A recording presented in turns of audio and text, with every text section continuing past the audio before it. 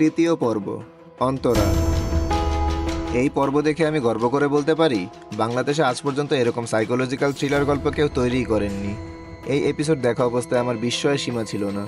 মনে হতে পারে একটু বাড়াবাড়ি করে বলার চেষ্টা করছি, কিন্তু এটাই সত্যি।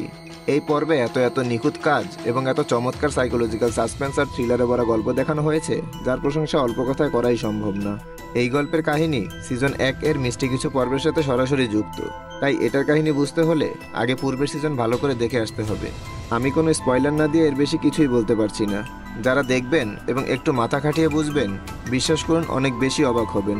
তবুও নুহা সুমন আমাদের নিজেদের বুঝে নেওয়ার মতো, কিংবা বলতে পারেন থিওরি বানানোর মতো অনেক কিছুই রেখে দিয়েছেন। এর আগে এরকম গল্প আপনি বাংলাদেশের একজন মানুষকে বানাতে বা এরকম ভাবনা নিয়ে লিখতে দেখেছেন বলে মনে করতে পারবেন।